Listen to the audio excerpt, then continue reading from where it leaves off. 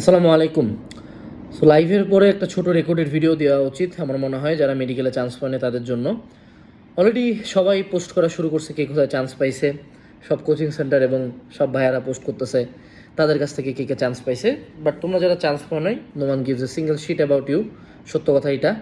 Already তোমার বাসায় হয়তো বা দু এক জায়গা থেকে মিষ্টিও চলে আসছে যারা চান্স পাইছে। অলরেডি বাপ মা তোমার সাথে কথা বলা অফ করছে, হয়তো বা দুই একজন মাইরও খাইছে অলরেডি।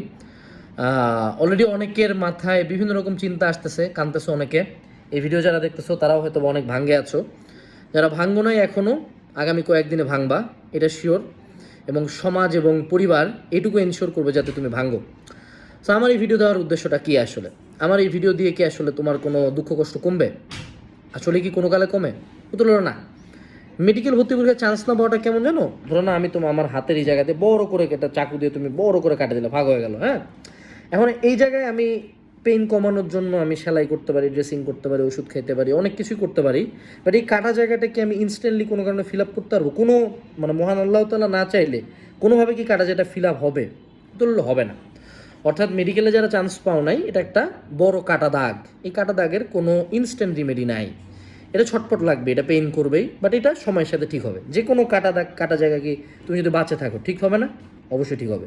সো ঠিক করার জন্য কি বাঁচে থাকতে হবে? প্রথমত, যাদের মাথায় কোনো প্রকার কোনো সুইসাইডাল চিন্তা আসছে, আয়নার সামনে যাবা, কান ছেঁকা ফাটা জোরে একটা থাপড় দেবা, এমন জোরে চাওয়ার মধ্যে মারবা যাতে ব্যথা করে। ঠিক আছে? এই চিন্তাটা মাথা থেকে বাদ। এই কাজ কেউ করলে 1% সিম্প্যাথি তোমার জন্য আমার নাই, পৃথিবীর কেউ তোমাকে সিম্প্যাথি দিবে না, এবং তুমি আজীবন জাহান্নামে পুড়ে মরবা। So don't do that sheet.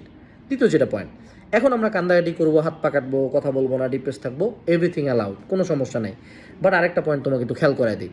তোমাদের নেক্সট ভর্তি পরীক্ষা হলো ঢাবি, মোটামুটি 20-21 তারিখের দিকে।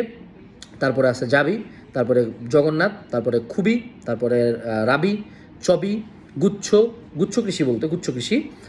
তো সবগুলা ভর্তি পরীক্ষায় তুমি যদি একটু ডেটগুলো জাস্ট সিম্পলি লেখো এই ভিডিও দেখার সাথে সাথে, প্রতিটা ভর্তি পরীক্ষার মাঝে ম্যাক্সিমাম 9 দিন টাইম পাবা। সো এখন তুমি যদি প্রতিদিন মাতম করো, প্রতিদিন বসে বসে কান্দো, প্রতিদিন ডিপ্রেস থাকো যে আমি ডাক্তার হইতে পারলাম না, আমার বাপ মায়ের স্বপ্ন ফিল আপ করতে পারলাম না, ডু ইউ থিঙ্ক তোমার প্রতি কে সমাজ একটু কম রাফ হবে? তোমার কি মনে হয় তোমার বাপ মা তোমার প্রতি দয়া দেখাবে? তোমার কি মনে হয় তোমার বন্ধুরা সোশ্যাল মিডিয়া পোস্ট করা অফ করে দিবে? না। The life will go on. এবং তুমি যদি সামনেও চান্স না পাও, মানুষজন এটা এনশিওর করবে যে তুমি পেইনটা আরও বেশি করে পাও। ঠিক আছে? প্রতিটা ভর্তি পরীক্ষার পরে ইচ্ছাকৃত তোমাকে নক দেওয়া হবে। এখন তোমার হাতে একটা চয়েস আছে যে আমি কি পেইনটা এখনই শেষ করে দিব, নাকি এই পেইনটা আমি আরও একটা বছর কন্টিনিউ করবো। It's up to you. So যদি তোমার মনে হয় যে না, আমি পেইনটা কমাইতে চাই, আমি চাই যে না একটু অন্যভাবে খেলাটা ঘুরাইতে, সো খেলা ঘুরানোর এখনও সময় আছে, অনেক অপশন আছে। কেবল তো একটা অপশন গেল, এখনও বাকি প্রত্যেকটা অপশন খোলা আছে। সো যদি খেলা ঘুরাইতে চাও, এই যে সিম্প্যাথেটিক অবস্থা থেকে আমাকে একটু রিভেঞ্জফুল অবস্থায় যেতে হবে। অর্থাৎ এখন আমি যদি খুব দুঃখ করি, হ্যাঁ আমি মেডিকেলের চান্স হলাম, অবশ্যই হয় না, তুই তো পড়াশোনার দিকে চান্স পাইস না, অবভিয়াসলি। আমিও তোর প্রতি যে খুব একটা নরম তা তো না। বাস্তবতা তো এটাই। আঙুলটা নিজের দিকে দাও যে আমি কম পড়ছি, আমি ফাঁকি দিছি, আমি খারাপ করছি, এই জন্যই আমি চান্স পাই না, অন্যজন পাইছে, রাইট? সো এই অবস্থাটাতে এখন আমাকে একটা প্রতিশোধ নিতে হবে। কার প্রতি প্রতিশোধ? মানুষের প্রতি প্রতিশোধ না, নিজের উপর প্রতিশোধ নিতে হবে যে হ্যাঁ তুই ফাঁকি দিছিলি, তুই খারাপ পড়ছিস, এই জন্য তুই চান্সটা পাইস না। এইবার তুই এত বেশি পড়বি, এত ভয়ানক পরিমাণে পড়বি যে তোর যাতে অসুস্থ হয়ে যায়। এটা যদিও মুখে বলা, মেটাফরিক্যালি স্পিকিং, কেউ পড়তে পড়তে ওরকম অসুস্থ হয় না, কারণ কেউই তোমরা এত বেশি পড়োই নাই, এই জন্যই চান্সটা হয় নাই। ঠিক আছে? সো সামনে যদি চান্স পেতে চাও, এই পরিমাণে রিভেঞ্জ ফুল মেন্টালিটি আসতে হবে। আর যে কোনো সময় বলেছে একটা কথা বলি, the wolf on the hill is not as hungry as the wolf climbing the hill.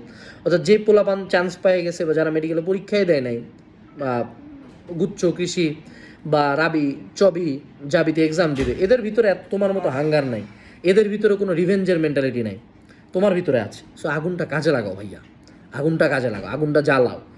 আমি হলে কী করতাম জানো? আমি হলে সোশ্যাল মিডিয়া ডিঅ্যাক্টিভেট করতাম, আমি বসে বসে দেখতাম, তারপর যার যার রেজাল্ট ভালো এগুলো নামগুলো লিখতাম টেবিলের সামনে একটা কাগজের মধ্যে, আমাকে নিয়ে যে যা কথা বলছে প্রত্যেকটা কথা আমি বসে বসে লিখতাম। এগুলো লেখার পরে টেবিলের সামনে সুন্দর মতো টাঙ্গায় রাখতাম।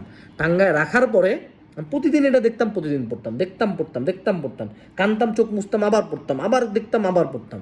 অর্থাৎ আমার মেন্টালিটি হবে রিভেঞ্জফুল। এখন আসি, যদি তোমার এই মেন্টালিটি হয়ে থাকে তাহলে কীভাবে পড়বা?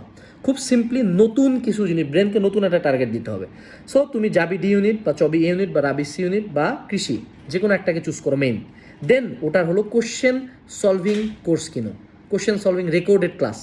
আমাদের কাছে রেকর্ডেড ক্লাস আছে, কুপন হলো রিভাইভ 30। কুপন দিয়ে কোর্সটা কেনার পরে সুন্দর মতো এই 30টা ক্লাস আগামী 2 থেকে 3 দিনের মধ্যে করে ফেলবা। পসিবল, তোমার দ্বারা পসিবল, এখন তোমার দ্বারা পসিবল।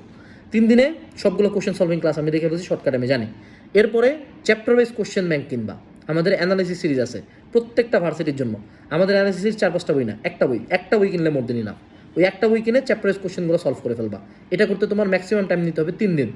তারপরে 3 দিন পাগলা কুত্তার মতো পরীক্ষা দিব কিউজি টেস্টে, পরীক্ষার আগের দিন পর্যন্ত, এবং নিজেকে বুঝাবো যে আমি একটা ফেইলিওর, বাট সামনে আর কোনোদিন আমি নিজেকে ফেইলিওর হওয়ার সুযোগ দিব না।